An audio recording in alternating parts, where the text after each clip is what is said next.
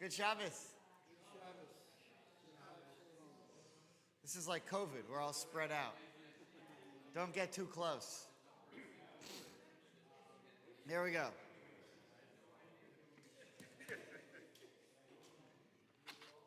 Vishamru v'nei Yisrael et ha-Shabbat Lasod et ha-Shabbat Ledorotam berito Vishamru v'nei Yisrael et ha-Shabbat Lasod et ha-Shabbat ledorotam berit olam Beinu v'nei Yisrael Oti le'olam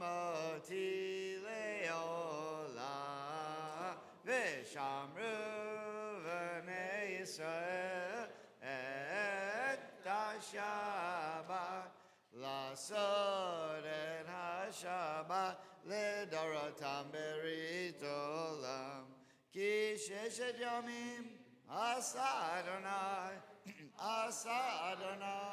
es ha-shamayim ve'et ha'aretz V'shamru v'nei Yisrael et ha-Shabbat Lasod et ha-Shabbat Ledorotam berit olam Uvayom hashvi Shabbat v'inafash Shabbat v'inafash Shabbat v'inafash V'shamru v'nei Yisrael et ha-Shabbat Lasod et ha-Shabbat Ledorotam berit olam Baruch atah Adonai Eloheinu melech haolam Borei peri hagafen Amen. L'chaim. Okay, Torah Study blessing. Baruch atah Adonai Eloheinu melech haolam Asher kidshanu b'mitzvotav v'tzivanu la'asok b'divrei Torah. Amen. Does everyone have a sheet? Maybe a couple more. Let me pass these back. Okay. So Shabbat Shalom. Torah portion this week is called Shmini, which there's a lot in it. And it always comes out around Yom HaShoah, which is an amazing thing because you have a very shocking death situation with Nadav and Avihu who die in a devastating way that was totally unexpected and that leaves Aaron completely in shock. And so there's always a lot of Divrei Torah around this time of year. I spoke a little bit about it on Yom HaShoah here a couple nights ago. I might mention it again tomorrow night at the citywide Yom HaShoah, which actually is not going to be held at the Holocaust Memorial on Miami Beach because it's under construction. So it'll be tomorrow evening at Temple Emmanuel on the beach, or near the beach, wherever it is. Wherever it is, I'll be there. So I don't necessarily want to talk about that so much as I wanted to say an idea. You know, one of the great things about Torah, especially compared to other law codes, ancient law codes, or even modern day law codes, is how deep it is in terms of personal feelings and emotions, which is pretty great considering how old it is. That 3,500 years ago, the Torah was already dealing not just with, common sense logical law, like, new innovations in the world. Like, maybe we shouldn't kill each other. Or, maybe you shouldn't, rape someone or kidnap someone. Those were groundbreaking ideas. But there's still a lot of people today haven't quite figured some of these things out. but also to have deep psychological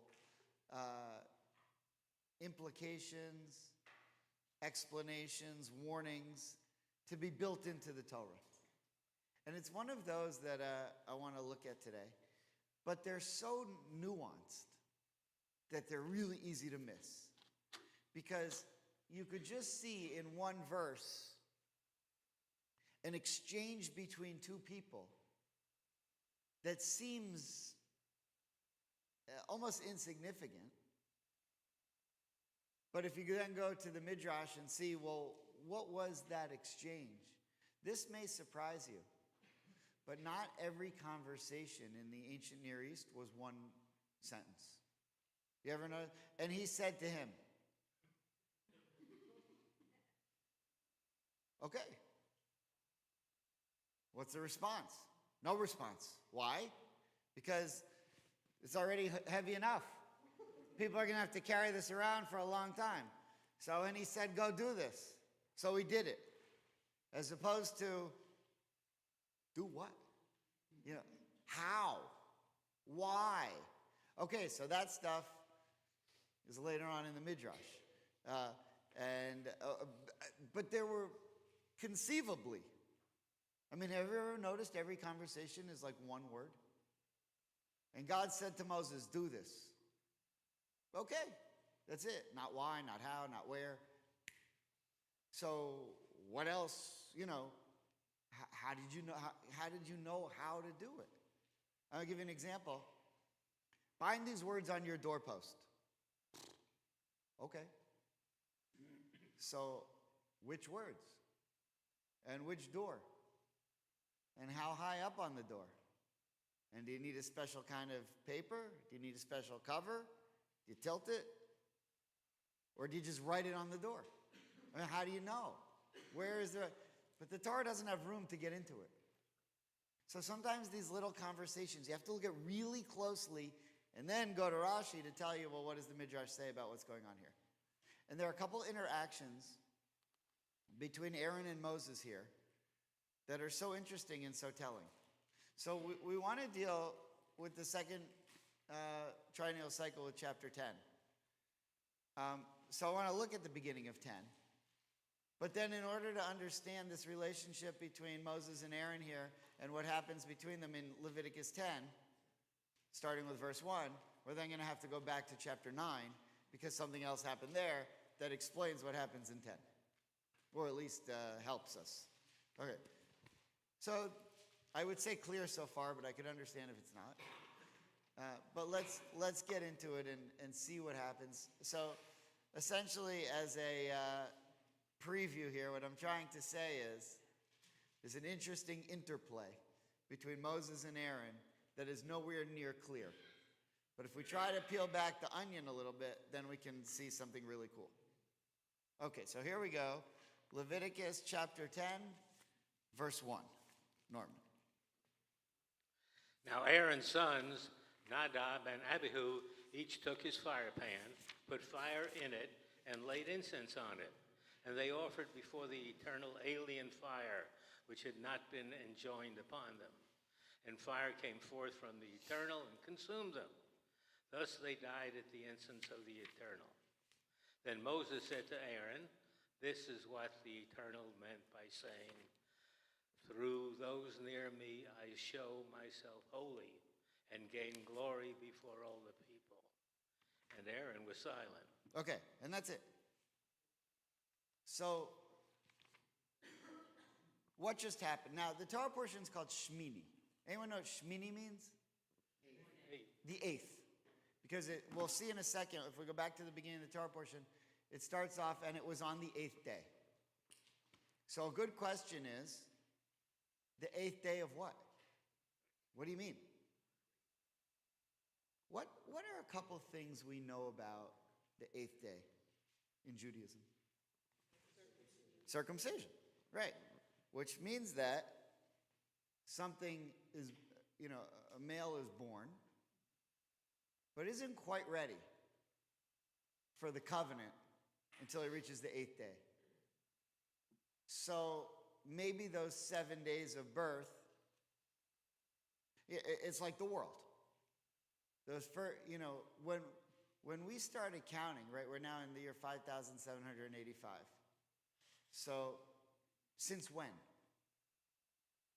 Since creation ended, not since the beginning of creation. So the period of creation could have taken billions and billions of years. We're okay with an old world because we didn't start counting till God finished. So if you want to say the world's 5,785 years old, it is, since God finished creating the world. I love teaching this to kids. Because the first week of creation, so I say, I know you all learned in science class that the world is billions of years old. And they say, yeah, we did. That's why we don't believe any of this nonsense that you're teaching. No. So I said, well, okay. Well, it's not 5,785 years old. It's 5,785 years old plus 1 week. So then one kid will raise his hand and say, yeah, but billions is still more than that. I said, really? How do you know? Well, how long? And this is where it gets fun. So, well, how long was the first week of creation? 1 week. Well, how many weeks is that? How many hours is that? 24 times 7. Okay, how do you know that? Because there's 24 hours in a day. But how do you know that? Because the sun, the earth, the rotation. I said, well, the sun, the moon, and the stars weren't created till day 4. So how long was day 1? That's one of the great moments of my life. I get to do it once a year to 7th graders. Right. And then I explain the Big Bang, Kabbalah, and then we're off. Okay. So, the first week doesn't really count. That first week you're still being created, sort of. So, then the 8th days, now there's also, the baby's not strong enough. You have to give the baby 7 days until it's ready to have the circumcision. Okay, there's all kinds of things you can say. But one thing we can say is it seems there's something mystical about this 8. Now this Torah portion comes and says, and it happened on the 8th day. So we ask, well, what? So what they've been doing up until now is erecting the tabernacle and bringing sacrifices to inaugurate the tabernacle. And Aaron knew that his main job, like his huge honor as number 2 to Moses, was, yeah, I'm number 2 to Moses, but I'm number 1 for the priesthood. But I don't become the priest until the 8th day. That's like the circumcision. That's when I enter the covenant. So who was the priest the first 7 days? Moses. And Moses was like the acting priest for 7 days. And on the 8th day, what Moses said is, God said it, but you and your sons, you take it from here. And so this is Aaron's big day. I'm finally going to get to be the priest, and I'm going to pass it on to my kids. And Moses' kids, they're nothing. Nobody even knows who they are. They don't do anything. My kids are taking over the priesthood. This is a big deal. They've been waiting a long time for this. They have 7 days of sacrifices. The 8th day, finally, the day they're ready to do it, take over. My kids are better than your kids. They die right away. Nadav and Avihu. It's devastating. It's not like they just died on some random day. They died on the day that everyone was waiting for, the 8th day. Okay, so that's what happens. And you would think that he would scream and go crazy and be in shock or whatever. But Moses says something to him. And then the 2 famous words, Vayidom Aharon. And Aaron was silent. So the question is, what was it that Moses said to Aaron that caused him to not be able to even speak? Now, the word Vayidom can mean silence. But remember the Vayidom. If you took the last part of that, remember the name in Hebrew of the first plague? Dam, right? What's dam? Blood. Vayidam. Now, the grammar changes it to be pronounced Vayidom, but the word is dam. And the silence means it's like, and the blood was drained from him. Right? It's the same root, it's the same word. And that caused the silence. And then you can look at how in Ezekiel, how he uses a couple famous verses with blood, but the rabbis make some interesting comparisons there. I don't want to get into that. But let's just look now carefully. I mean, Norman just read it, but at what Moses says in verse 3. What does Moses say to Aaron at this really powerful moment? He says,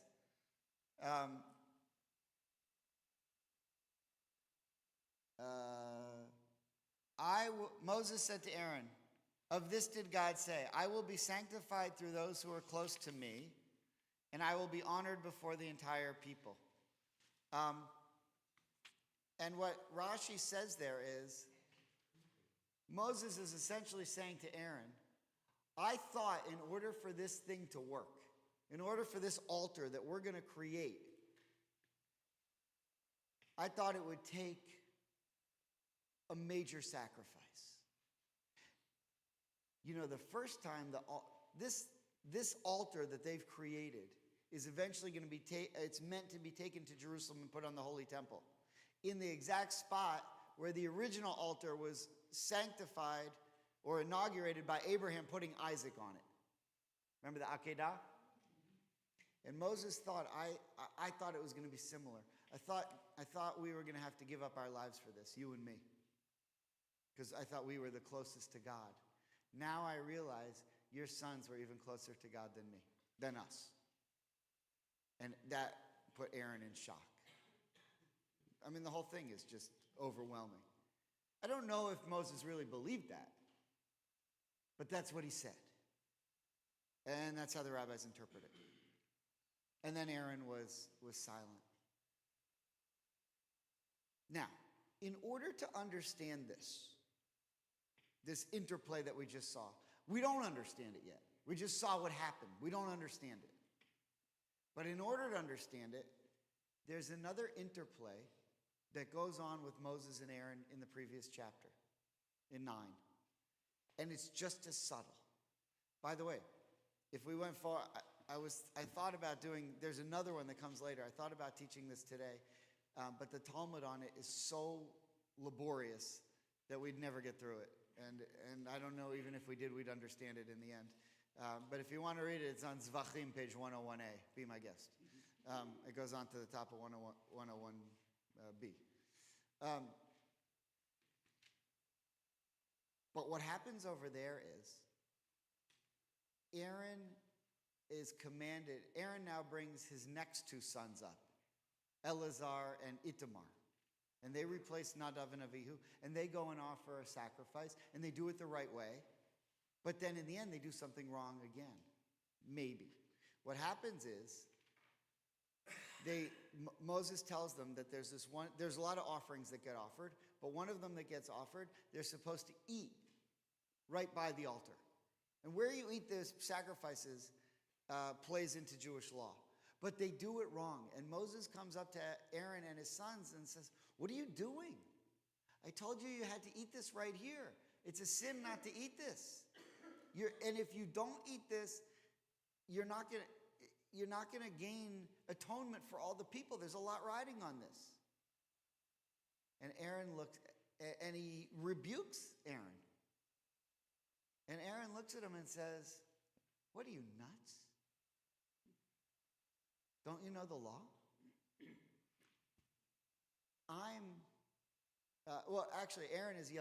Moses is yelling at the sons.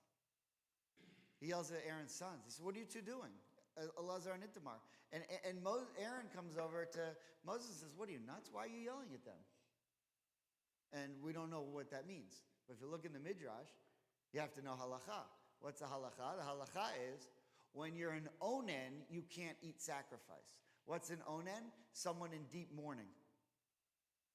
If someone that is close to you died on that day, you're not allowed to eat sacrifices.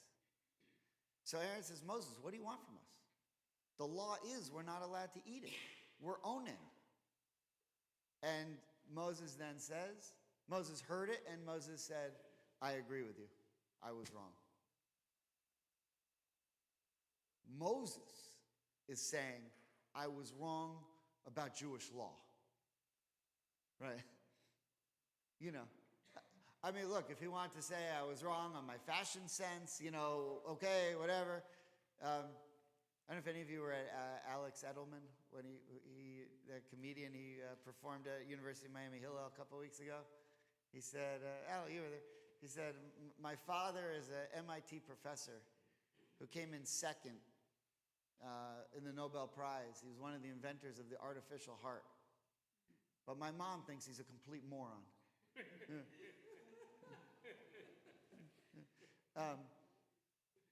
Okay, but maybe at home they're not talking about cardiology. So, but with Moses, what a thing. Yeah, on this issue of Jewish law, maybe I was wrong. That's humility. Moses is Jewish law. He's the only guy that was up there that got the Jewish law from God. Okay. With all of that in mind, let's go back to chapter 9, verse 1. Okay. Edith, do you have? Oh, again, yeah. Okay, chapter 9, verse 1.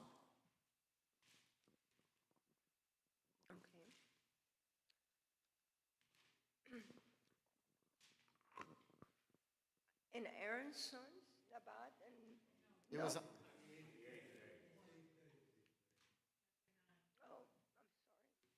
Give me a second. That's why you shouldn't use plow.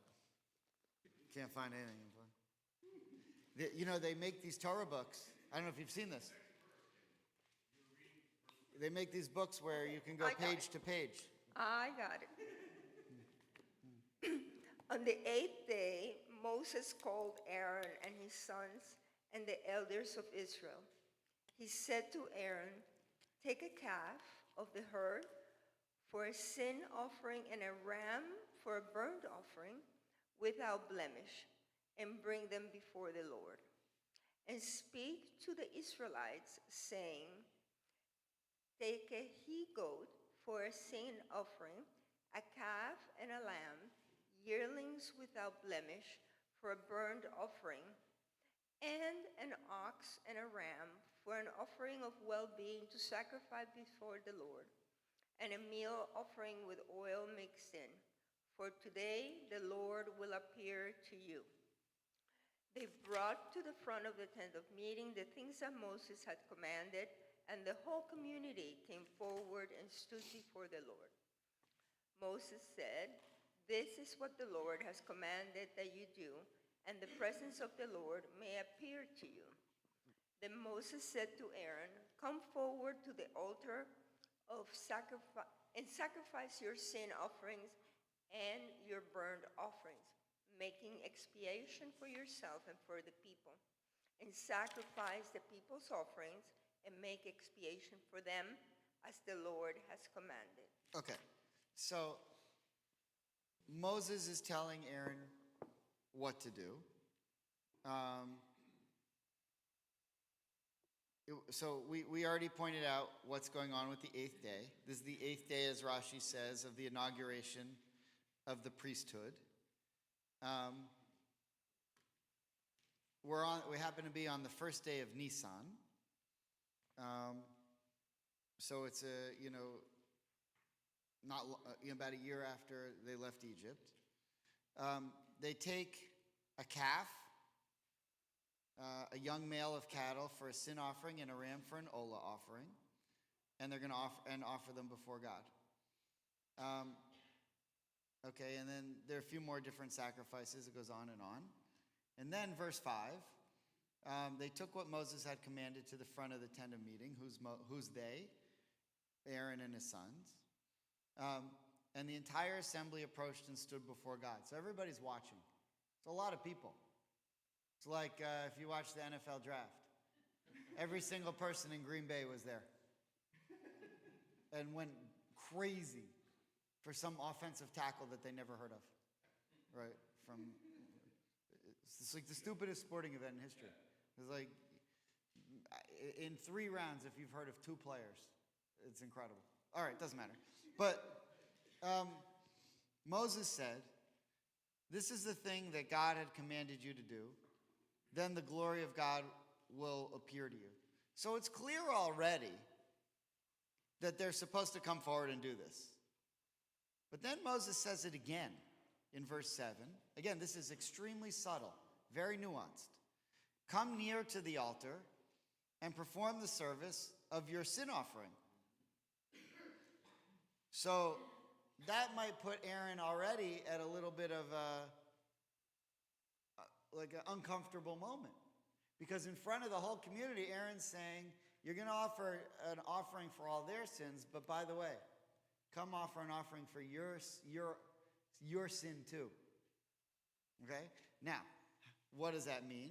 Look at Rashi on 9:7. So the first thing is, there's something going on with Aaron here. He's in a shaky spot. So Rashi says, and he took this from the Sifra, which means that's the Midrash on Leviticus. And Moses said to Aaron, go to the altar, for Aaron was diffident and feared to go there. Moses therefore said to him, wherefore art thou diffident? Which means, why are you nervous? For this purpose hast thou been selected. Does that sound familiar? For this reason you've been chosen? The draft, yeah, very good. Shkoyach. Esther. That's what Mordechai said to Esther. Perhaps it's for this reason that you won the pageant. Right? Same thing here. Same words. Perhaps it's that you've been selected. Okay, so fine. So Aaron's selected. Now, do you remember what Aaron did? What was so great about him that he was selected to be the high priest? What did he do? He did something. And it's midrashic, Rashi points it out. But why does Aaron get the benefit of the honor of being the high priest? Okay. Right, when? Exactly. When God comes to Moses and says, by the way, this is the pot calling the kettle black here. Because Aaron doesn't want to do the job. But think about it. This is his big moment. He's been waiting to do this for a long time, over a year. He knew he was going to have this job. And he finally gets there. 8 days of all this pageantry and sacrifices. All the people are assembled, 1.2 million people. How do we know the number? Because there's a book called Numbers. They tell us. These are the numbers, right? They're all there. And he's like, maybe tomorrow,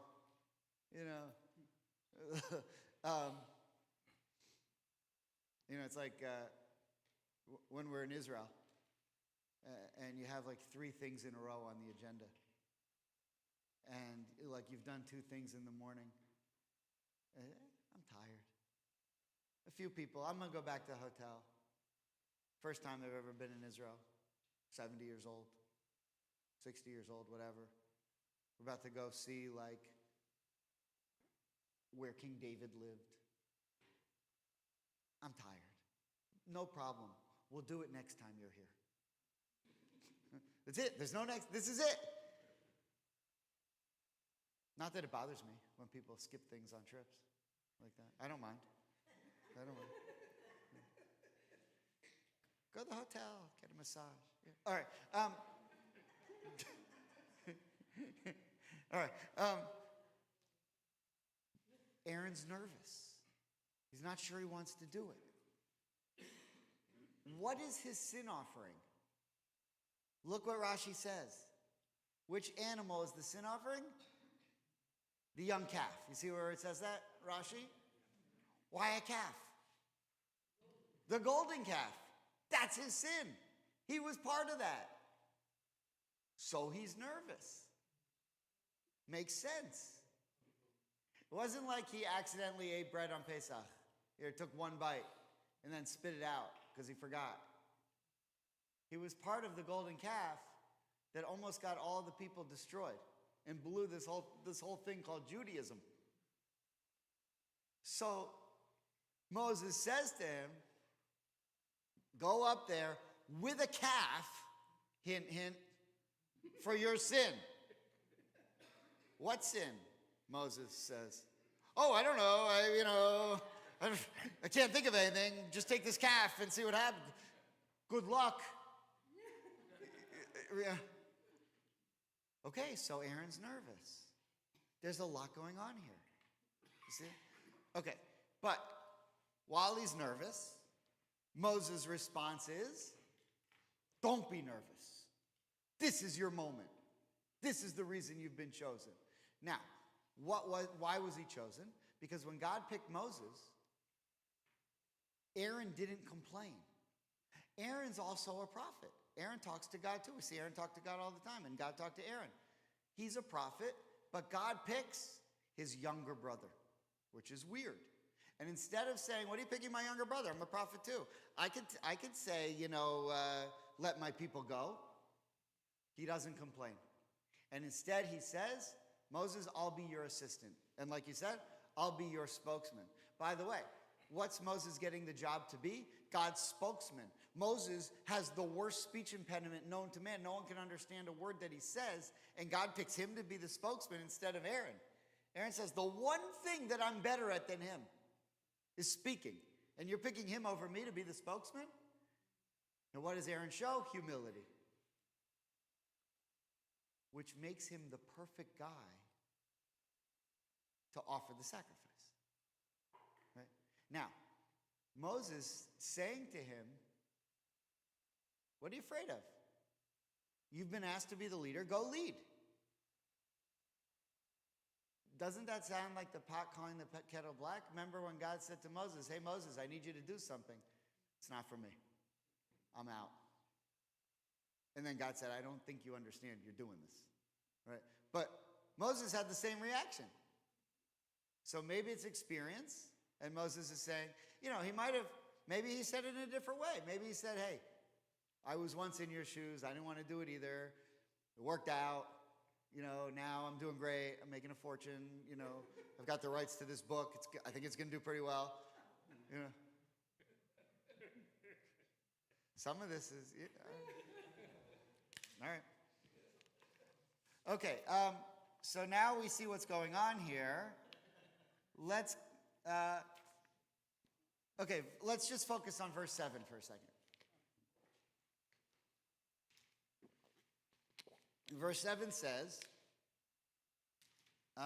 come to the altar and perform the service of your sin offering and your elevation offering and provide atonement for yourself and for the people. Then perform the service of the people's offering and provide atonement for them as God had commanded. Now, by the way, this is what happens every Yom Kippur. Before the high priest was allowed to go into the Holy of Holies to offer the sacrifice on behalf of all of the people so that we'd all be forgiven, he had to offer a sacrifice on his own for all of his own sins. Because if he had any sins, and then he went into the Holy of Holies, he would be zapped and die. Because you can't go in there with any impurity, any sin. So they used to have, when we read about the clothing that they wear, the bells that were on the hem of his apron thing. And the reason they need the bells is because he did have any sins and he died. How would you know that he died? You don't hear the bells anymore. So they get this big hook, pull him out, send the next guy in, and so forth. But you can Google it.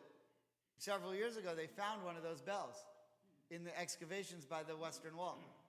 They found one of the bells that was on the high priest. You can see it, I think, I forget what museum it's in Israel, but it's there. If you Google it, just, bell, priest, robe, Western Wall excavations, you can see a picture of the bell. It's incredible. They actually found one.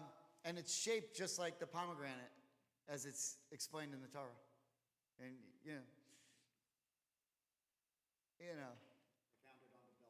They found it on the bell curve. Did some guy stick it there, who invented in his shop? No, they actually dug it up.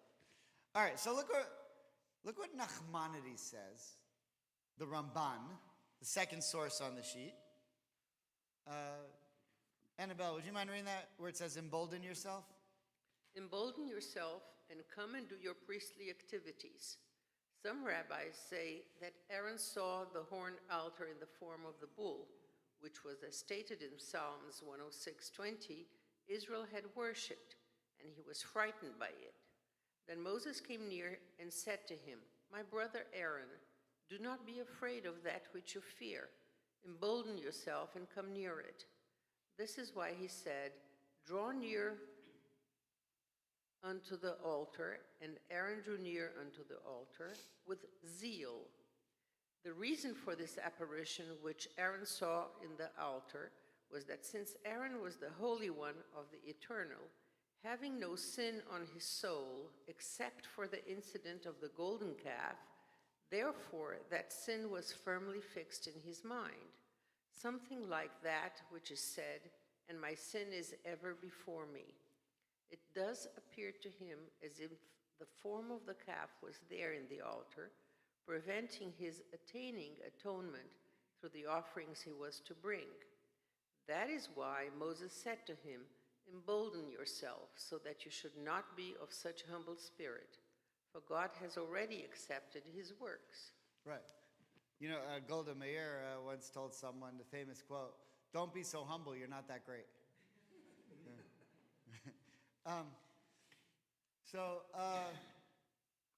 You know, this reminds me a little bit of Jacob when he's traveling and he said, if God tells him I'm going to protect you. And then he says, if God protects me, then I'll offer a sacrifice. And we say, well, what do you mean if? First of all, he already promised you. And second of all, you know, what kind of faith is that? He told you to do the sacrifice, do the sacrifice.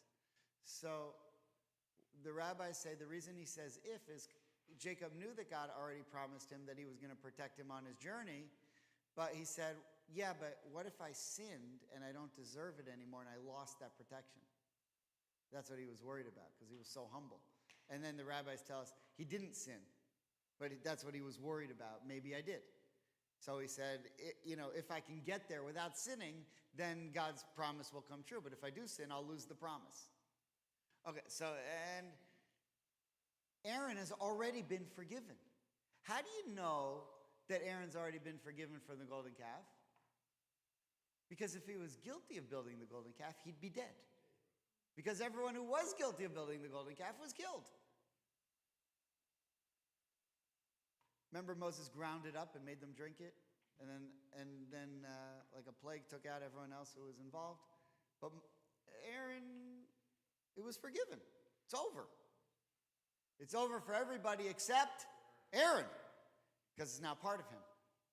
Sometimes we do things that we are forgiven for, but maybe we haven't forgiven ourselves.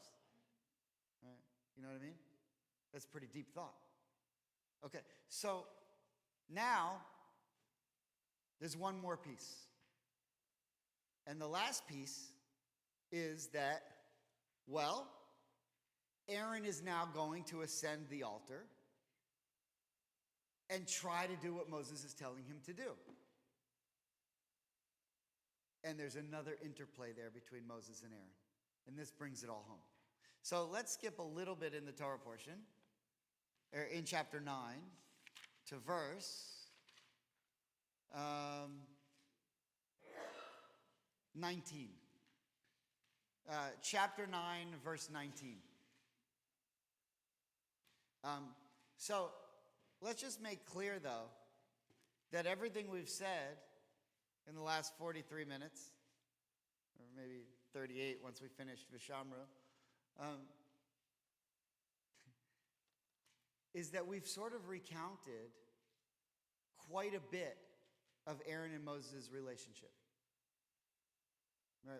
We went all the way back to when God first chose Moses to do this job and what Aaron's role was going to be, and then how they worked together in Egypt, and how Aaron was promoted to be the first priest, and how they left Egypt together, and then ultimately we got to what happened to Aaron's sons and how Moses reacted. And so there's a long history here. And now it's going to come to a climax here. We're going to see something. Okay, so let's go. Who's got the mic? Bill? Verse 19. I'm sorry, is that what I said? 19. Yeah, 19. And The fat parts and the of the fat ox. parts of the ox and the ram, the broad tail, the covering, the kidneys, and the protuberances of the livers. They laid these fat parts over the breasts, and Aaron turned the fat parts into smoke on the altar, and waved the breasts and the right thighs as a wave offering before the Lord, as Moses had commanded. Okay, so he just offered, we skipped all the other parts of the thing, the pieces of meat and stuff that he waved around and the blood that he threw, but he just went through all the verses we skipped are all the offerings that they did, that God told Moses to tell Aaron to do, and he did them. But in order for all of those to work, Aaron now has to come out and bless the people.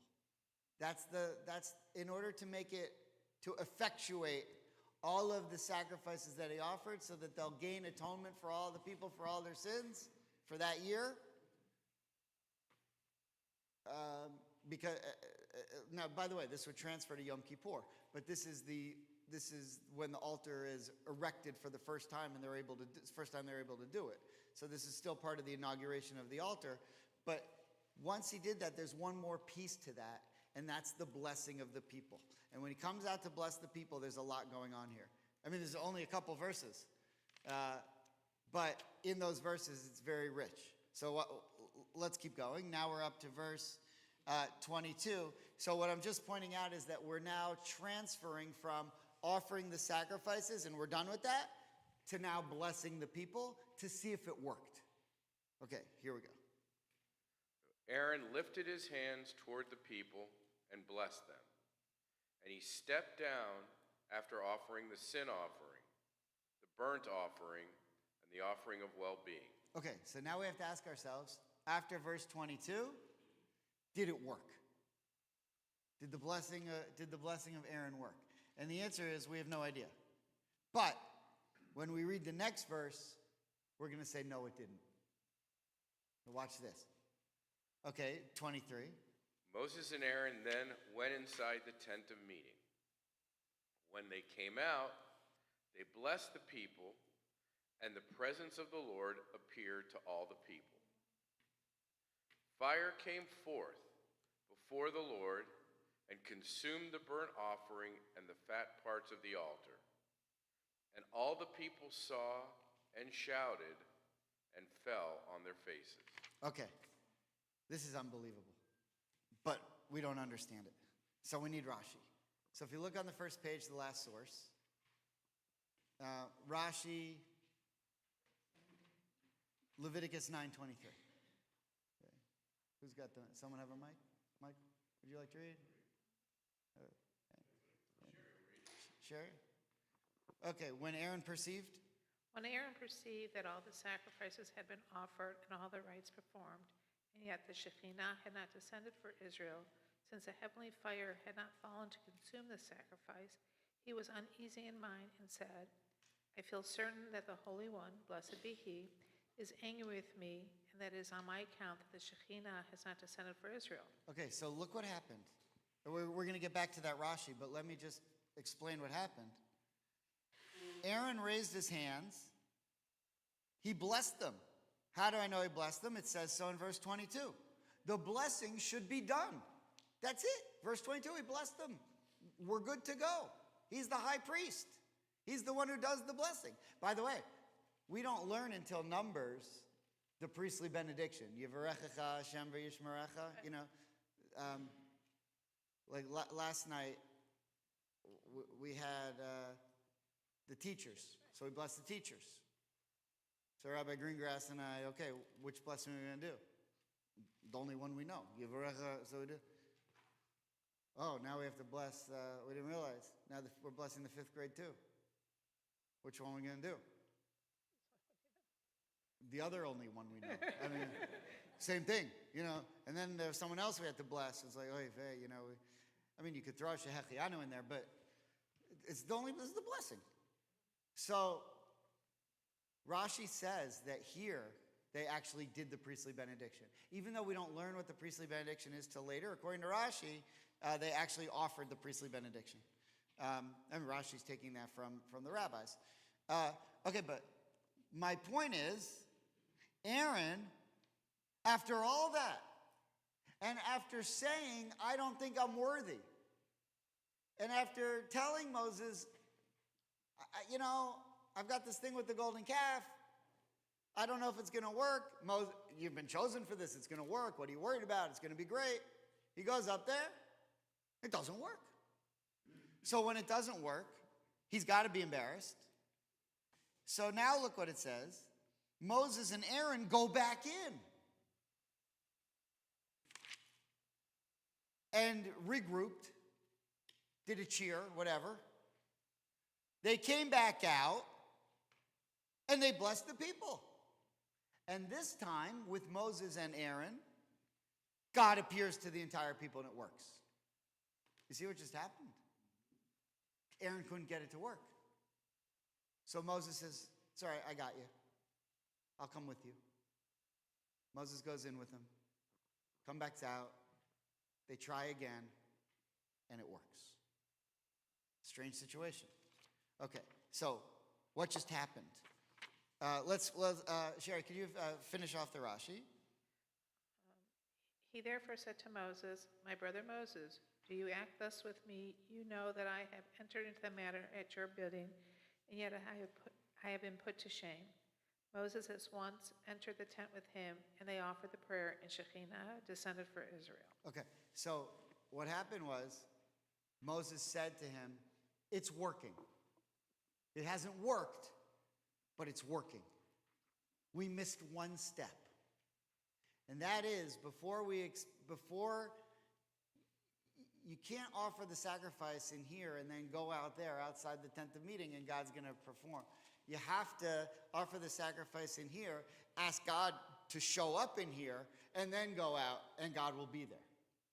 You missed one step. But I got you, don't worry. I'm here. I'll show you what to do. We did it. We'll go back out.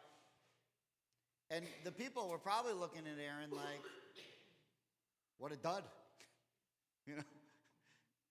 But then he comes back out and they said, hold on. It's coming. He's back. Okay. Now, you might think that Moses might have said, walked in there to Aaron, walked in and said, yeah. But that's not, you think Moses needs credit for something? What does the Torah tell us? He's the most humble person ever lived. You think he's coming in there for the credit? He doesn't want the credit. He wants the credit for his brother. That's not who Moses is.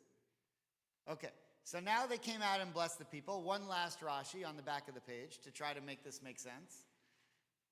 Jason. They said the words that conclude the prayer of Moses. May the beauty of the Lord our God be upon us, i.e., may it be God's will that the Shekhinah may rest upon the work of your hands.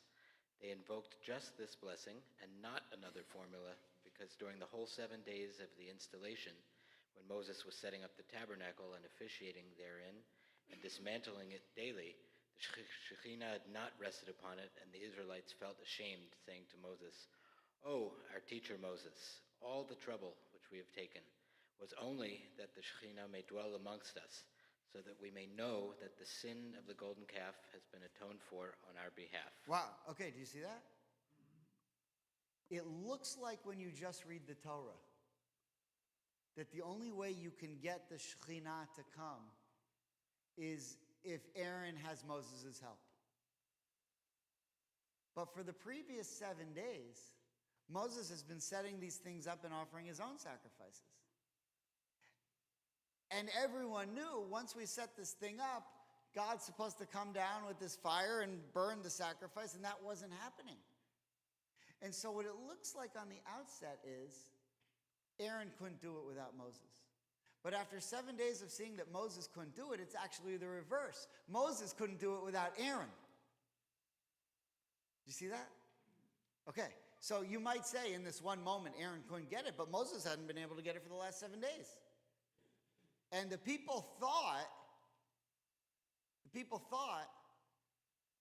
Yeah, because of the golden calf. We don't deserve it. And the fact that when you say, because of the golden calf, we don't deserve it, what you're really saying is this relationship between us and God is over. We blew it. That's it. He's going to choose someone else. Comes Aaron into the picture. Okay, it took a minute. It took a little bit. But then it starts working. Okay, let's finish the Rashi, and then I'll explain what I think the reason is. Okay. He therefore had said to them, "This is the thing which the Lord commanded that ye should do, so that the glory of the Lord may appear unto you. I.e., only after these offerings will have been brought by Aaron will God's glory appear unto you. My brother Aaron is more worthy and excellent than I am, so that through his sacrifices and ministration the Shekhinah will rest upon you, and ye will thereby know that the omnipresent God has chosen him to bring his Shekhinah upon you." Okay. So, there's a halacha about, and there's like some hashkafa, which means Jewish worldview, on what God loves. So if you think about it, if you take like some famous, very spiritual rabbi, and he shows up in the morning and he puts on his tefillin and does his prayers, okay, he does it every day, big deal. And God expects it. But then you take a guy or a woman who never does it. And they show up one day and say, "You know what? I wonder if this Jewish prayer thing would be good for me." And they start davening. What do you think pleases God more? Right? The one he didn't expect. The other one he knows. He's got that guy. Like I always tell you, you're not the ones I'm worried about. Because you're here every Saturday. It's the ones who never open up the Torah. That's where I worry. They're missing out. But yeah, maybe they're studying. Maybe they have a better class down the road. Okay, fine. But I think that they're, at the gym. Okay. Whatever, or sleeping or whatever. So Moses couldn't get it. What's the goal? What's the goal? The goal is to make expiation. We're talking about sin offerings here. We're talking about forgiving the Jewish people. And even if the Jewish people are already forgiven for the golden calf, they're still nervous about it. They're still saying, wow, Moses has been at this thing for 7 days and nothing's happening. It's because of our guilt. But the only person who's there who feels no guilt about the golden calf is Moses. He wasn't there. It's like Yitzhak Rabin during the Yom Kippur War. Everybody missed it. Where was he? In D.C. He's the ambassador to the States. So, hey, yeah, if I was there, And, everyone else's career was like, his was on the rise because he had no culpability. But Moses also, his career was in a good spot, right? He was up on the mountain. God's the one who had to tell him, "You're not going to believe what's going on down there." He had no culpability. And even the people who didn't do it, they didn't stop it. And other than the Levites, they didn't speak out. Nobody did anything. Okay. So if Moses now goes to ask for expiation for the people, it won't work because he's not guilty of anything. There's nothing that he can be part of to ask for expiation. So you bring in Aaron. And Aaron comes in, and Aaron says, "I don't know if this thing's going to work." And if it worked the first time, God might have said, "It won't work for you." It can't. Because if it worked the first time, it would mean that you're perfect too. Like Moses, in terms of your soul. And you have this thing that's weighing on you. Even if I've forgiven you, it's still weighing on you. So in order to get this fire started, we need someone who's got some tinges of guilt too. Because how can you ask for expiation if you're not guilty for anything? Moses would be saying, forgive me and you have to go in and say, forgive me and the people. That's the formula. How could Moses say that when he didn't do anything? So you bring in Aaron. And he says, well, the first time it didn't work. And Moses says, come with me. You know that guilt you feel? Pour it out. Okay, I'm guilty. Yes. I'm pouring it out. Yes. Now let's go back out. There's God. So here's what I think we learned from this. And I've taught this before, but never with this ending, because I only came up with it this year. This week.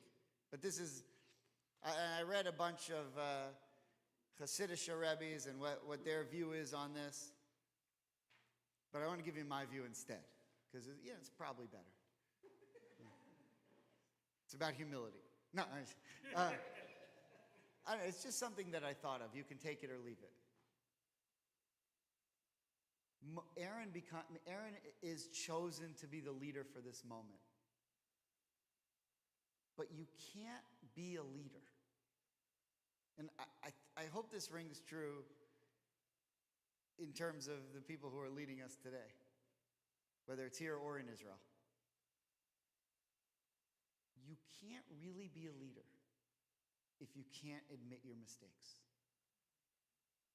You can't. If you don't see that you've ever been wrong, then you can never get better. And the thing wouldn't work with Moses, because Moses really didn't have any mistakes.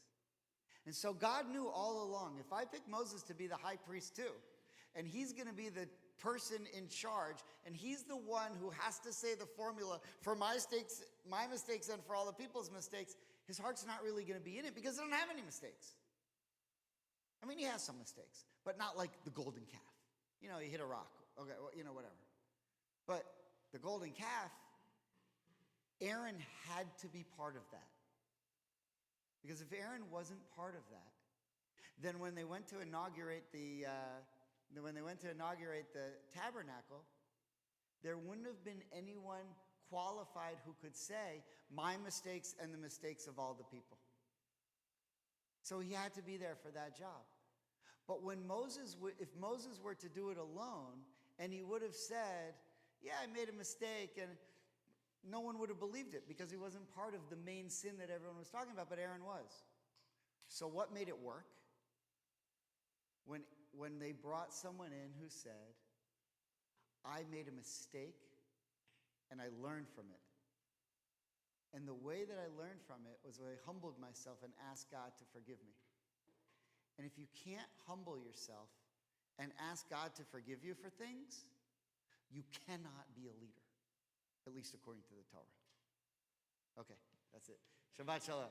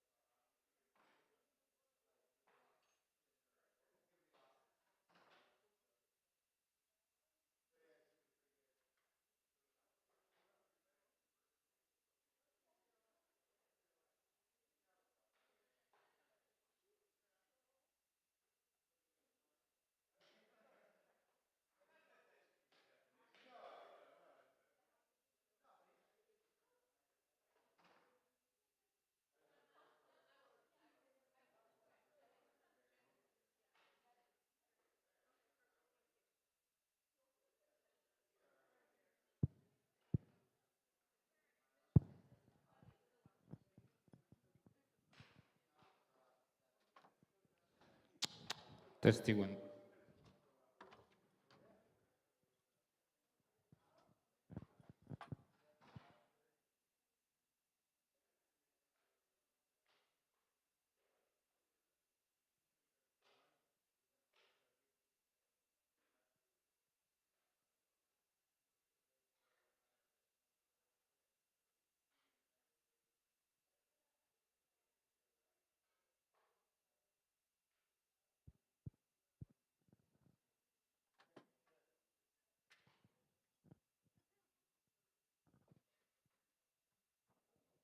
Check.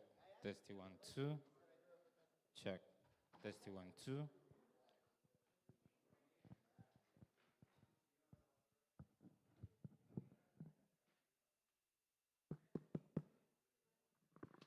Check.